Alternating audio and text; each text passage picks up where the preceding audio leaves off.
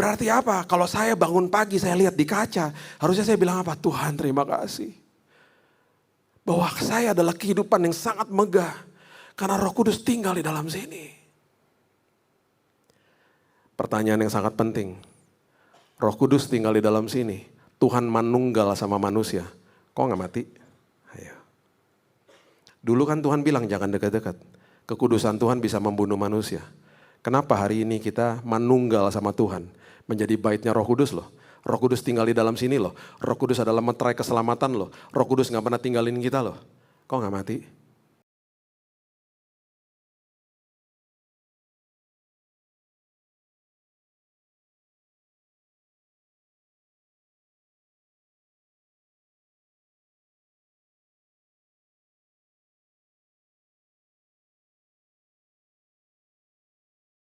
Kami duduk di kaki Tuhan mendengarkan isi hatimu.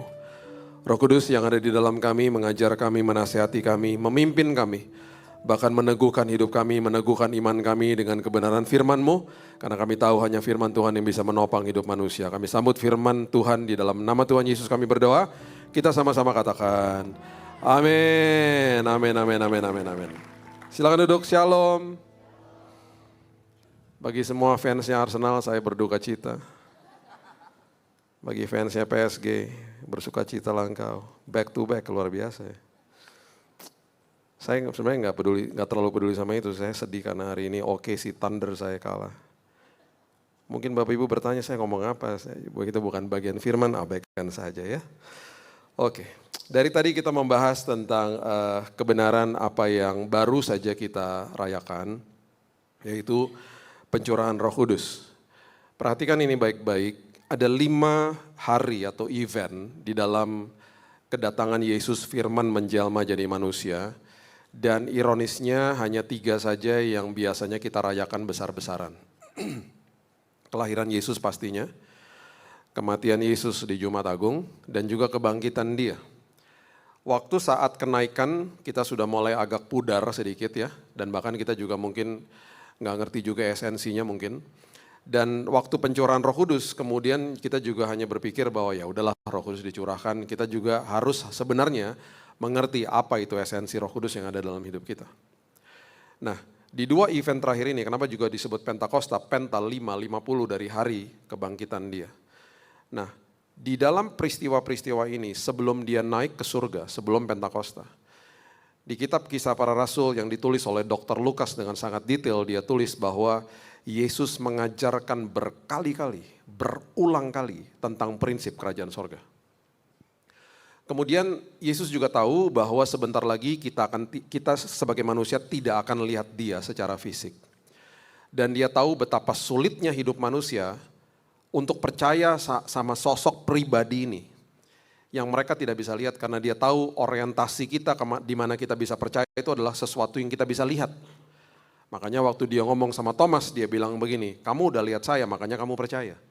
Berbahagialah orang, berbahagialah saudara sama saya yang Yesus katakan, yang tidak melihat namun percaya. Dan itu sebabnya kalau waktu kita merayakan kenaikan, di saat kenaikan kemahahadiran Tuhan hadir. Kemahahadiran Tuhan terjadi. Karena pencurahan Roh Kudus yang tinggal di setiap orang percaya. Nah, ketika kita mengerti ini, kita juga harusnya paham kalau misalnya Yesus masih ada secara fisik di muka bumi, ada kemungkinan besar follower Instagramnya paling banyak.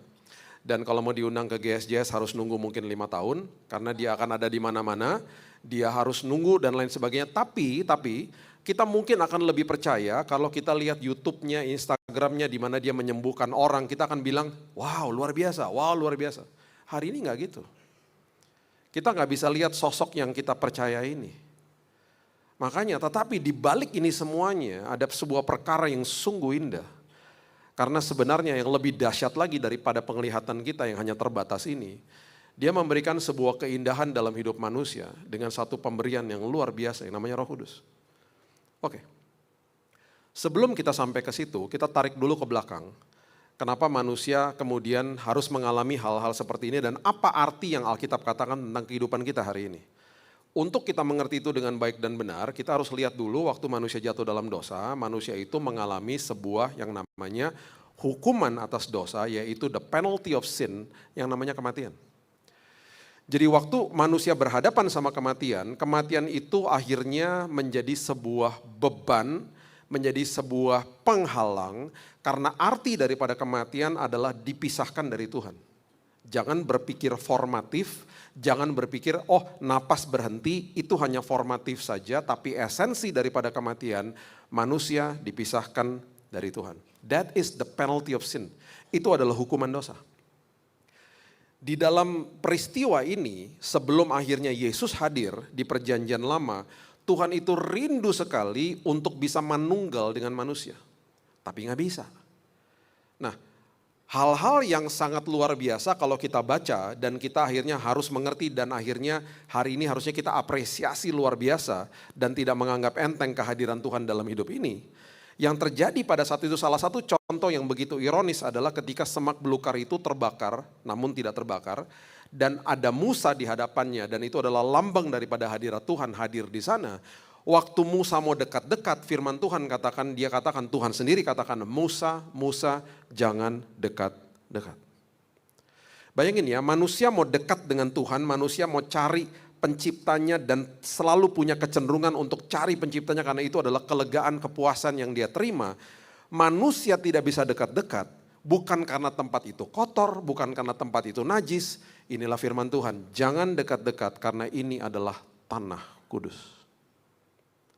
Jadi manusia gak bisa dekat-dekat karena itu adalah holy ground. Ironis toh.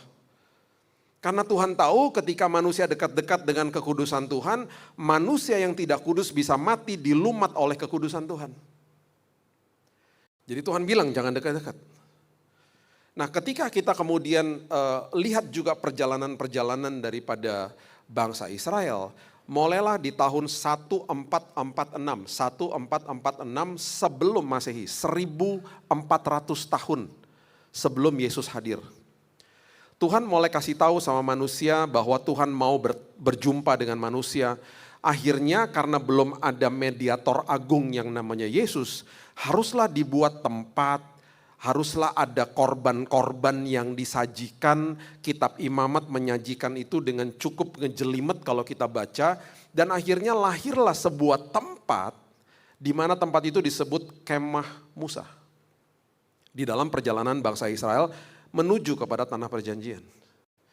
Nah di dalam kemah Musa itu pun Tuhan menjelaskan atau menyuruh mereka membangunnya dengan sangat presisi. Ketika itu sudah jadi, yang boleh ketemu sama hadirat Tuhan, bertemu sama hadirat Tuhan ya, itu hanya seorang imam besar yang menjadi mediator bagi manusia dengan Tuhan. Dan itu bisa dilakukan setahun sekali, hanya menutup dosa saja bukan menghapus dosa. Jadi dengan semua prosesi-prosesi ini untuk ketemu sama Tuhan itu susah. Tapi Tuhan begitu rindu, Tuhan mau manunggal dengan manusia, akhirnya dia nyatakan kuasanya, dia nyatakan juga peraturannya bagi manusia.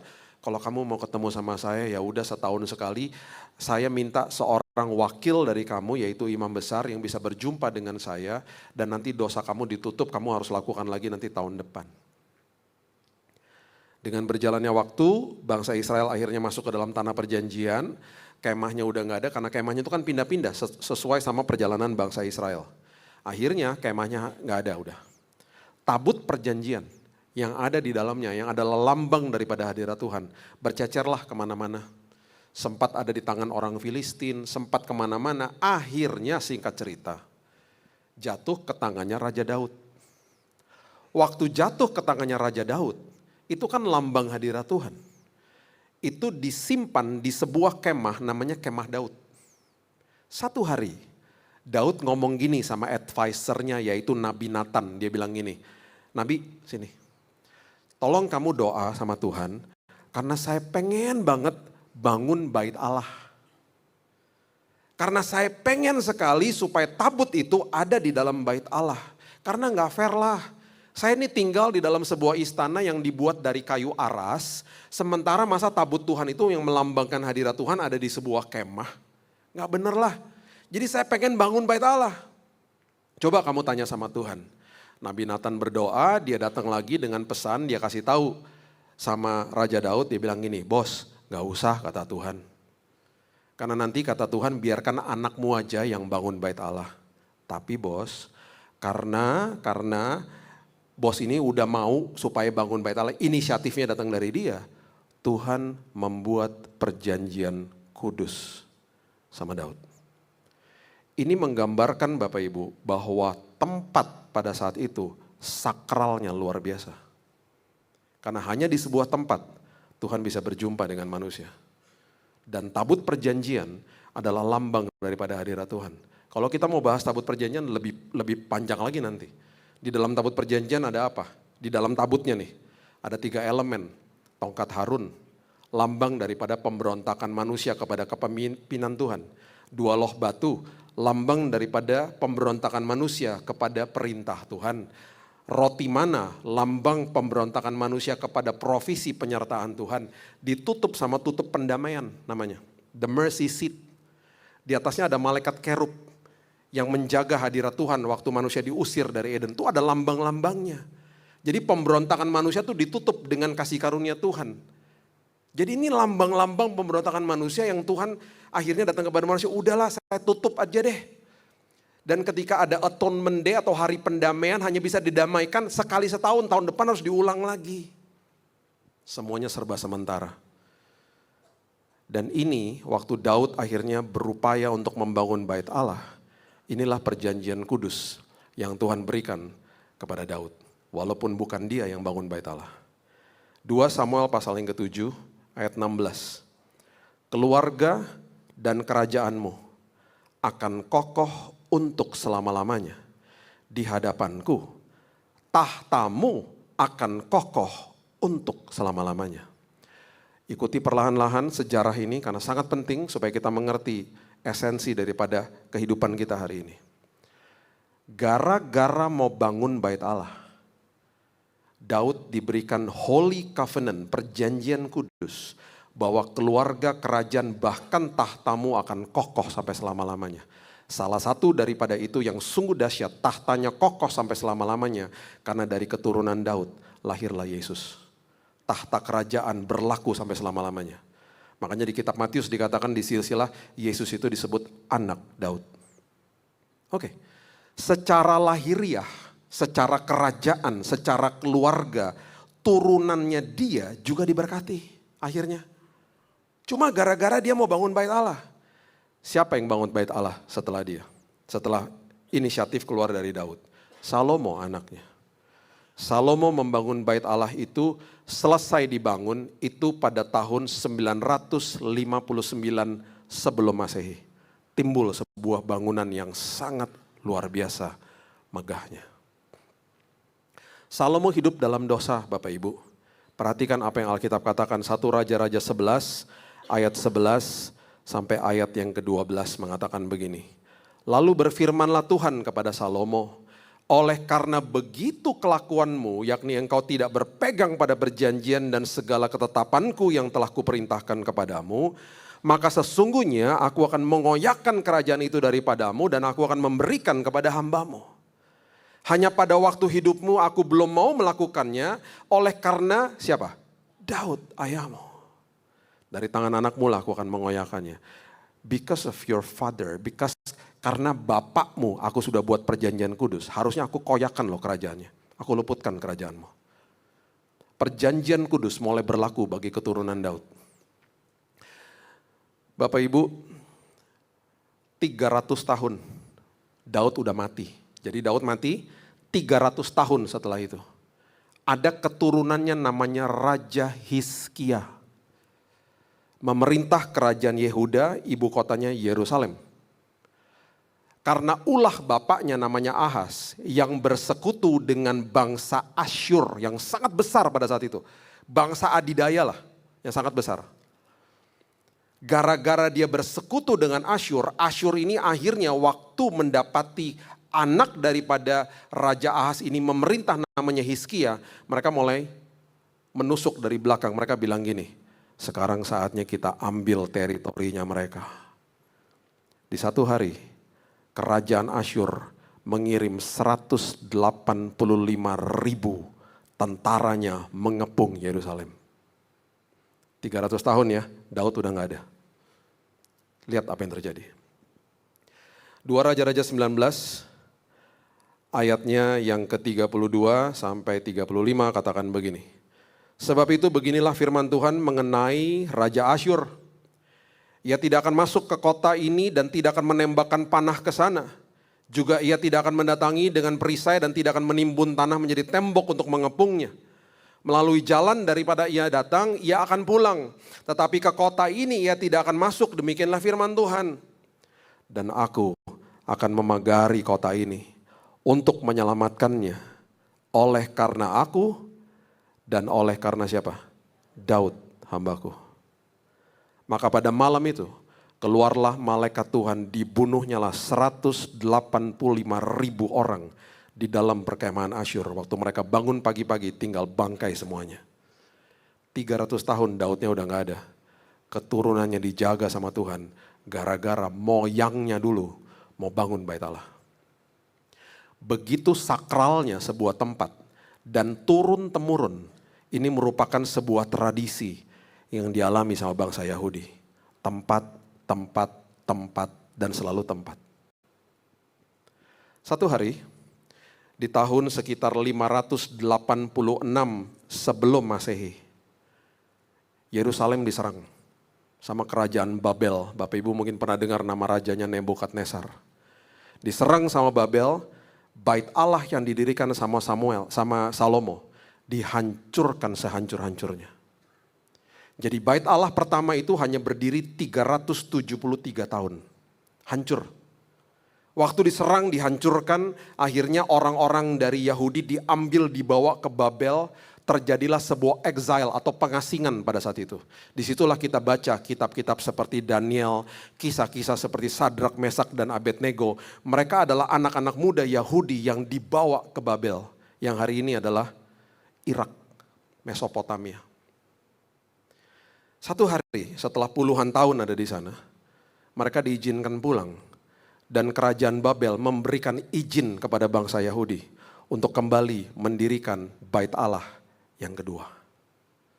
Bait Allah yang kedua itu akhirnya didirikan sama seorang yang namanya Zerubabel. Bait Allah yang kedua akhirnya juga direnovasi sama Herodes. Dan kalau Bapak Ibu baca kisah-kisahnya Yesus di perjanjian baru, kalau dia bilang soal bait Allah dan dia sedang ada di bait Allah, itu berarti bait Allah yang kedua. Yang didirikan sama Zerubabel dan direnovasi akhirnya sama Herodes di zamannya Yesus. Waktu bait Allah yang kedua dibangun, ada banyak orang yang nangis karena bangunannya tidak semegah yang awal. Coba lihat Ezra pasalnya yang ketiga. Ayat 12 katakan begini. Tetapi banyak di antara para imam, orang-orang Lewi, kepala-kepala kaum keluarga, orang tua-tua yang pernah melihat rumah yang dahulu, yang pernah melihat bait Allah yang pertama, menangis dengan suara nyaring ketika perletakan dasar rumah ini dilakukan di depan mata mereka. Ada banyak bukti di dalam kitab Hagai menjelaskan ayat ini. Mereka menangis karena mereka berpikir bait Allahnya tidak semegah yang pertama. Kembali, kemegahan bagi manusia adalah tempatnya.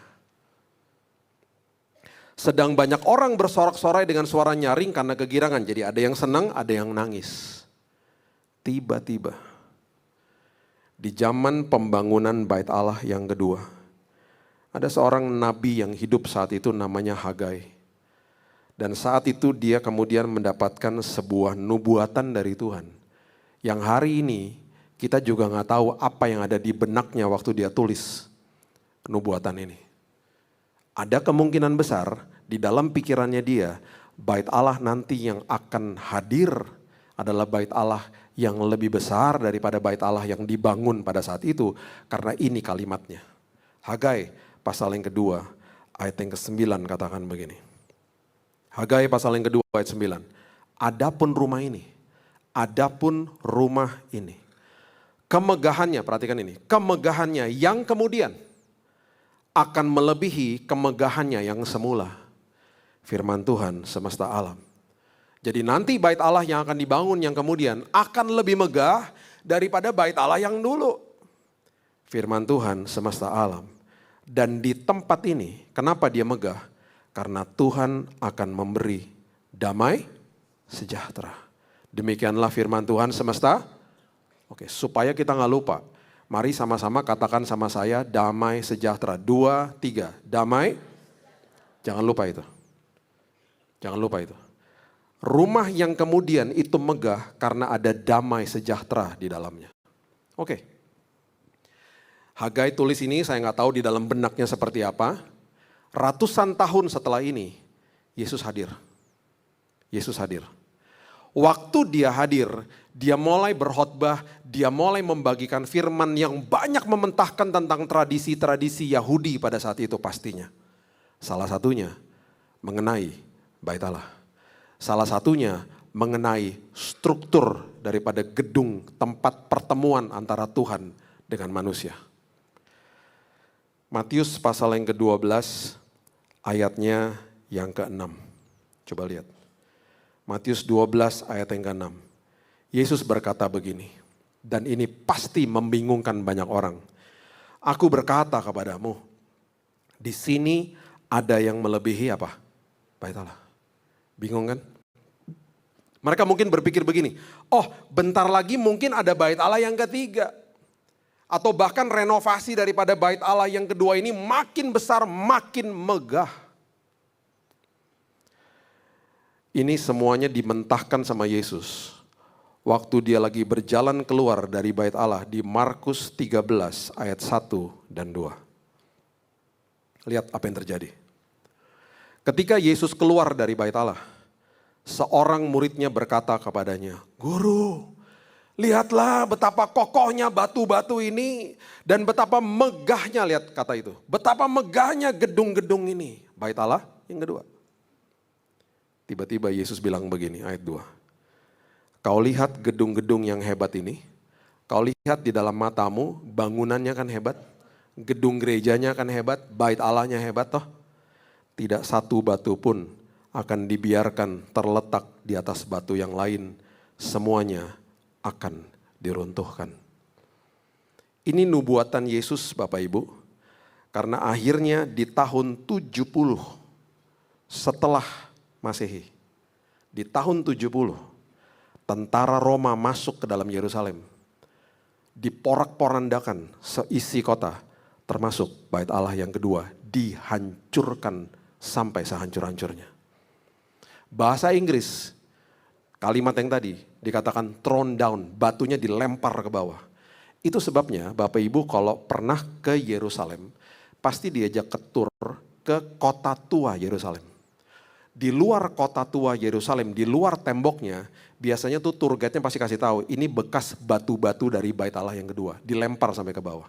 Sekarang pertanyaan saya, di tempat bekas bait Allah yang kedua didirikan, ada apa hari ini? Masjid Al-Aqsa. Di bawahnya ada tembok ratapan. Mereka nangis di situ, orang Yahudi. Mereka berharap ada bait Allah ketiga, supaya Mesiasnya datang. Itu semua pikirannya mereka hari ini. Karena selalu konotasinya gedung, gedung, gedung. Satu hari, Rasul Paulus mengatakan yang sangat jelas. Dia bertanya dalam sebuah pertanyaan retorik, dia tanya begini. Tidak tahukah kamu bahwa tubuhmu adalah bait Roh Kudus? Ternyata yang Hagai maksudkan bangunannya nanti akan sangat megah. Itu bukan struktur bangunan. Ternyata yang megah adalah saudara sama saya. Karena hari ini Yesus tinggal di dalam sini. Itu sebabnya kalau kita nggak pahami ini, kita akan anggap enteng. Bahwa Roh Kudus tinggal di dalam sini. Berarti apa? Kalau saya bangun pagi, saya lihat di kaca. Harusnya saya bilang apa? Tuhan terima kasih. Bahwa saya adalah kehidupan yang sangat megah. Karena Roh Kudus tinggal di dalam sini. Pertanyaan yang sangat penting. Roh Kudus tinggal di dalam sini. Tuhan manunggal sama manusia. Kok gak mati? Ayo. Dulu kan Tuhan bilang jangan dekat-dekat. Kekudusan Tuhan bisa membunuh manusia. Kenapa hari ini kita manunggal sama Tuhan? Menjadi baitnya Roh Kudus loh. Roh Kudus tinggal di dalam sini loh. Roh Kudus adalah meterai keselamatan loh. Roh Kudus gak pernah tinggalin kita loh. Kok gak mati? Karena tiap hari kita dikuduskan sama darah Yesus yang tercurah setiap hari. Bukan usaha kita. Bukan, oh kamu hidup taat supaya kamu kudus. No. Saya hidup taat karena saya sudah dikuduskan sama Tuhan. Saya hidup taat karena ketaatan adalah buah daripada keselamatan yang saya diberikan. Itu. Makanya kita dibilang megah. Jangan mau dibohongin sama iblis. Jadi apapun opini dunia atas hidupmu, katakan kepada dirimu, saya megah karena Roh Kudus tinggal di dalam sini. Makanya Paulus ngomong begini di Roma 5. Aku bermegah di depan kesengsaraanku. Bermegah bukan berarti dia sombong atau dia narsis. No. Dia bilang aku bermegah di depan kesengsaraan atau proses hidupku. Karena aku tahu siapa yang bela aku. Karena aku tahu siapa yang tinggal di dalam sini. Itu sebabnya ya, kalau kita ngerti ini, kita akan pahami Yohanes 14 ayat 26. Karena ini janji Tuhan kepada mereka pada saat itu. Sebelum dia mati dan bangkit kemudian Roh Kudus dicurahkan. Coba lihat Yohanes 14 ayatnya yang ke-26 katakan begini. Tetapi penghibur, yaitu Roh Kudus, yang akan diutus oleh Bapa dalam namaku. Dialah yang akan mengajarkan segala sesuatu kepadamu dan akan mengingatkan kamu akan semua yang telah kukatakan kepadamu. Perhatikan ini, Roh Kudus adalah penghibur, Roh Kudus adalah pengajar, Roh Kudus adalah pengingat atas hidupmu. Dan ini kalau kita pahami dengan baik dan benar, kita mengerti kenapa saya disebut megah sama Tuhan. Di mata manusia, sampai kapanpun kita akan lihat bangunan-bangunan gereja dan kita kata, oh itu megah, itu megah, itu megah. Di mata kerajaan sorga, yang megah bukan gedungnya. Di mata kerajaan sorga hari ini yang megah adalah saudara dan saya. Karena kita adalah bait Roh Kudus. Itu yang kita perlu pahami hari ini. Penghibur, oke? Bahasa Yunani dari penghibur artinya parakletos. Parakletos artinya advocate. Pribadi yang membela saudara dan saya. Pribadi yang berperan menjadi intercessor ketika kita gak bisa berdoa. Makanya di Alkitab dikatakan Roh Kudus berdoa bagi kamu. Wow. Saya terima hasil vonis dokter mati 3 bulan habis kena kanker darah 2019. Banyak hari-hari saya gak bisa berdoa. Karena sedih. Karena anak saya Raina waktu itu masih duduk di bangku SMA. Anak saya yang Keaton masih duduk di bangku SD tahun 2019. Berarti apa? Dua-duanya akan menghadapi ujian nasional dan dua-duanya akan lulus di bulan Juni. Dua-duanya pasti ada acara wisuda di sekolah masing-masing. Saya cuma bisa berdoa sampai ke titik ini dan saya udah gak bisa doa lagi di awal. Saya bilang gini, Tuhan, di bulan Juni mereka lulus loh Tuhan. Ini bulan Januari. Kalau saya divonis mati berarti Februari, Maret, April, gone saya. Tuhan, tolong Tuhan, aku mau pulang bukan di kantong jenazah. Aku mau pulang sembuh Tuhan. Berikan kado buat anak-anakku Tuhan. Bapak Ibu di bulan Juni, saya hadir di wisuda mereka berdua duduk di depan.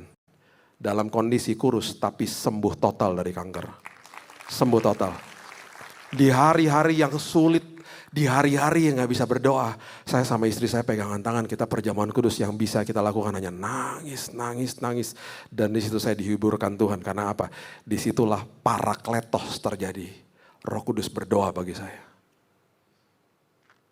Dan ada sebuah kalimat, makanya kalau kita lihat bahasa Yunani, it's so presisi. Presisinya luar biasa, ada satu fungsi daripada parakletos yang terjadi. Coba lihat ini baik-baik. Lukas 15 ayat yang ke-20, ini adalah kisah tentang anak yang terhilang toh. Anak yang terhilang ketika kembali kepada bapaknya, ini adalah perumpamaan. Coba lihat ini. Maka bangkitlah anak itu, anak yang terhilang, si bungsu, pergi kepada bapaknya. Ketika ia masih jauh, ayahnya telah melihat, tergerak hati oleh belas kasihan.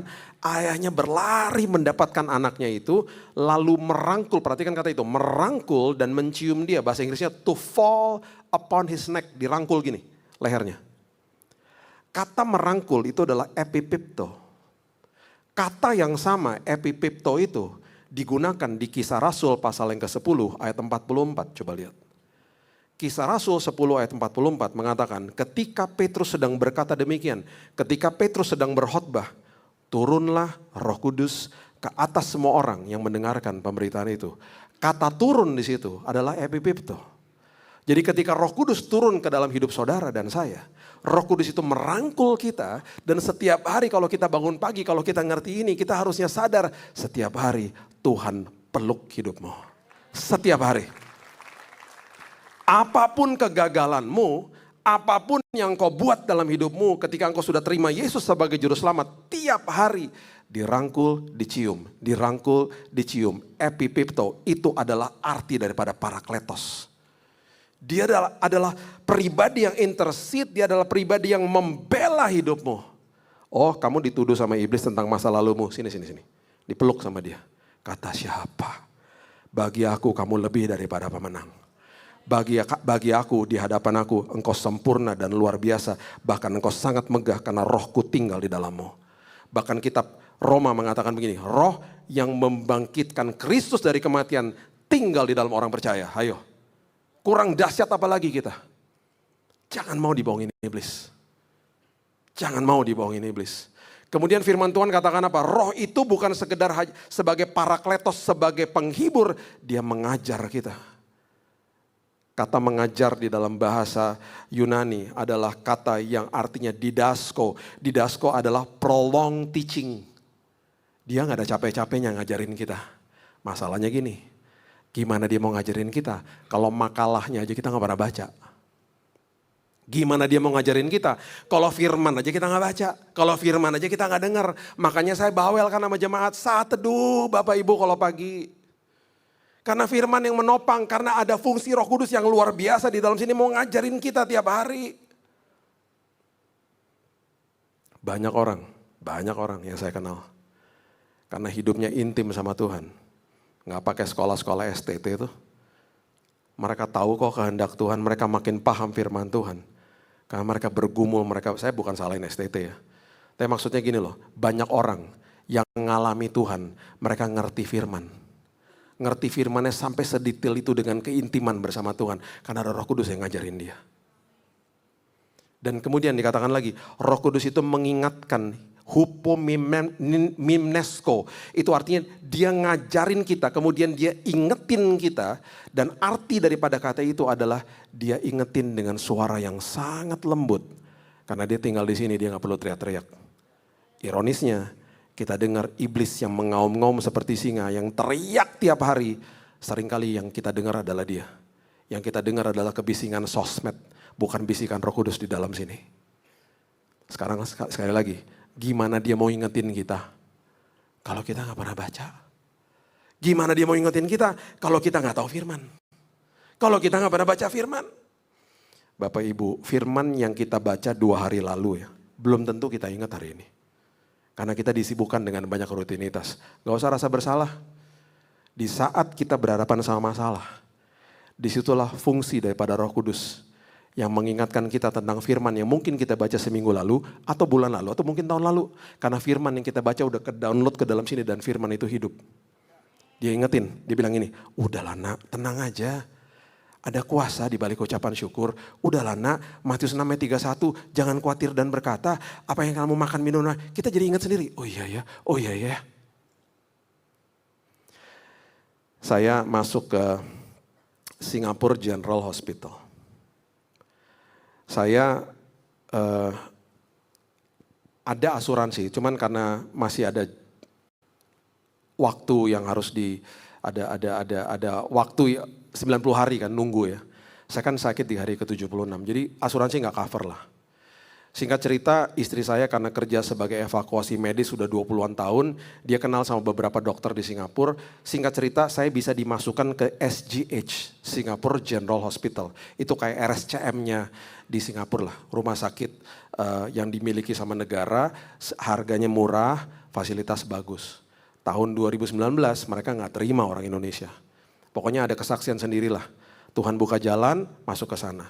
Karena asuransi gak bisa digunakan, akhirnya kita cari kamar yang paling murah, kamar berempat. Masuk ke ruang rumah sakit, ke kamar berempat, saya mulai muntah-muntah. Karena saya udah kondisi lemas sekali, darah saya HB udah tinggal 4. Saya mulai muntah-muntah karena sebelah kanan saya makan bakmi, depan saya makan kari.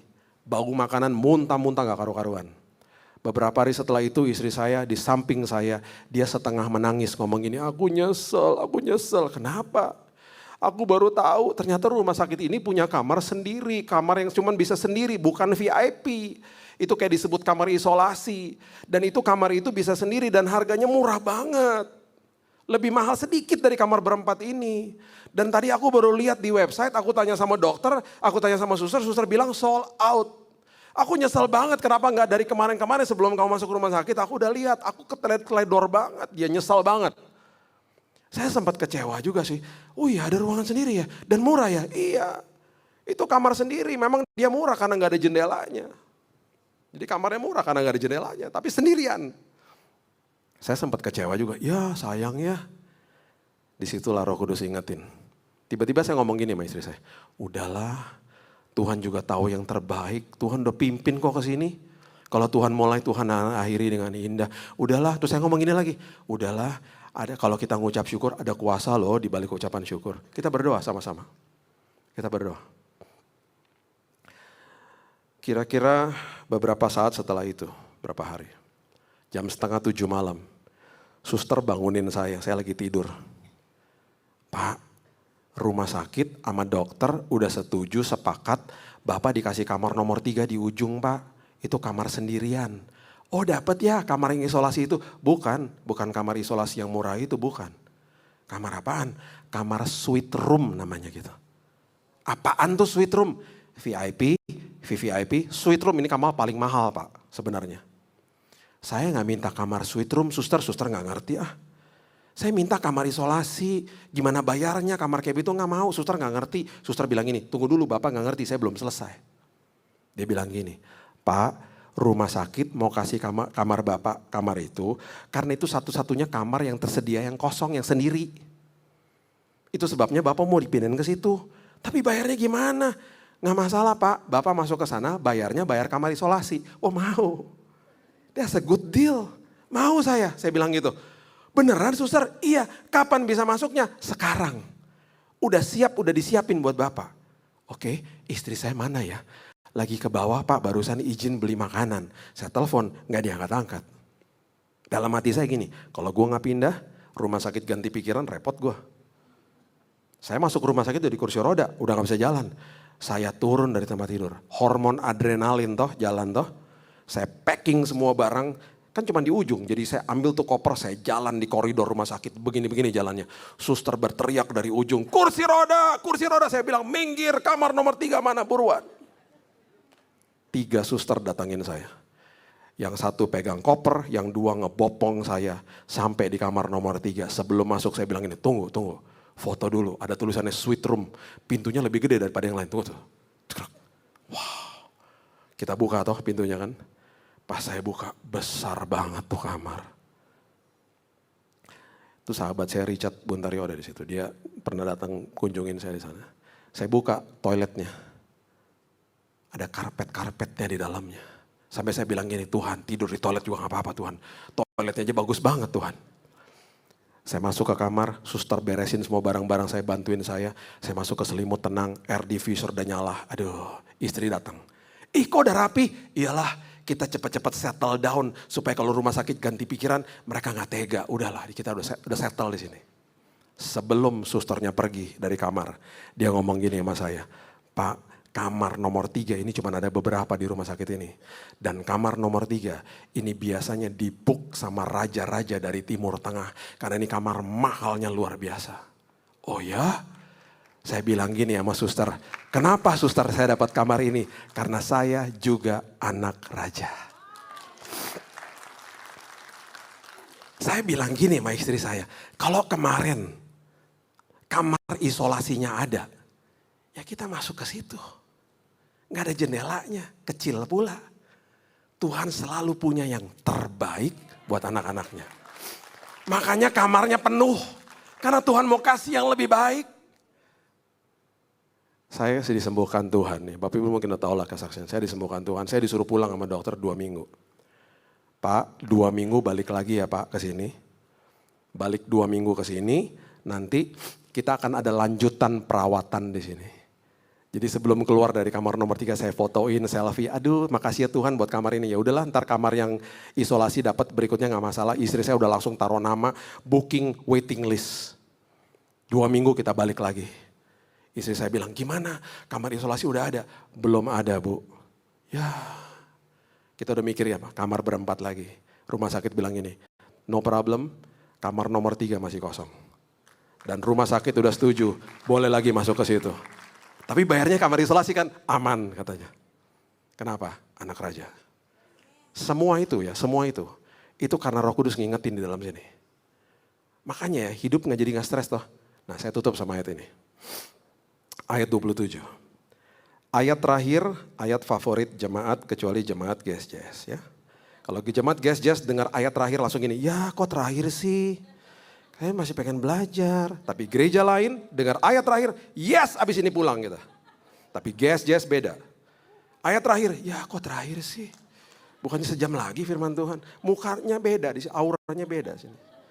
Tahu Pastor Andrew ngajarin apa? Luar biasa nih orang. Ayat 27. Tadi saya suruh kita katakan sama-sama rumah yang megah. Karena di dalamnya ada damai. Setelah Roh Kudus diberikan, perhatikan ayat 27. Right below, di bawahnya persis. Yesus nih yang ngomong loh. Damai sejahtera kutinggalkan bagimu.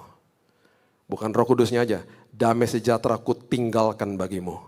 Damai sejahtera kuberikan kepadamu. Dan apa yang kuberikan tidak seperti yang diberikan oleh dunia kepadamu. Jangan gelisah, jangan pernah gentar hatimu. Yang dunia berikan adalah kelegaan setelah masalah selesai. Yang kerajaan sorga berikan adalah damai selagi ada masalah. Itu yang Tuhan kasih. Itu sebabnya Hagai ratusan tahun yang lalu sebelum Yesus hadir, dia bilang rumah yang nanti itu rumah sungguh megah. Karena di dalamnya ada damai sejahtera. Hari ini harusnya kita sadar Pentakos, pencurahan Roh Kudus. Ketika kita terima Yesus sebagai juru selamat, Roh Kudus tinggal di dalam sini. Bukan sekedar dia menjadi penghibur, pembela, mengajar, mengingatkan. Damai sejahtera Tuhan, diletakkan Tuhan di dalam sini. Itu sebabnya di mata kerajaan sorga, saudara dan saya adalah pribadi yang sangat megah. Sangat megah. Jangan sia-siakan kebenaran ini. Apapun masalah yang kau hadapi hari ini, bilang sama dirimu di kaca, engkau adalah pribadi yang megah karena Roh Kudus tinggal di dalam sini dan dia menjadi pembela bagi hidupmu. Berikan tepuk tangan kita untuk Tuhan kita. Bapak yang baik, terima kasih buat hari ini. Mengucap syukur buat kebaikan Tuhan, mengucap syukur buat firman-Mu, mengucap syukur buat Roh Kudus yang Tuhan berikan kepada kami. Dan kami percaya kembali hari ini Tuhan, Tuhan mengingatkan kami, Tuhan sendiri yang menolong kami. Supaya setiap hari kami sadar Tuhan kalau kami bangun. Bahwa kami punya Roh Kudus di dalam kami yang tidak pernah tinggalin kami. Tidak sedetik pun. Itu sebabnya kami disebut bangunan rumah yang megah. Karena kami adalah bait Roh Kudus itu sendiri. Biarlah kami terus diingatkan apapun masalah kami Tuhan. Engkau pembela kami. Engkau pengajar kami. Engkau penghibur kami. Dan Engkau peluk kami setiap hari. Dan bahkan damai sejahtera telah dilepaskan, ditinggalkan bagi setiap kami. Itu sebabnya Alkitab juga katakan serahkan semua kekhawatiranmu kepada Dia. Hari ini kembali Tuhan kami sadar bahwa apapun yang kami alami, kami percaya Tuhan yang bela kami. Tuhan yang menolong kami. Dan kami mengucap syukur buat kebaikan Tuhan. Terima kasih Tuhan meteraikan firman ini. Karena kami juga sudah dimeteraikan sama Roh Kudus. Hanya di dalam nama Tuhan Yesus kami berdoa. Kita sama-sama katakan amin. God bless you.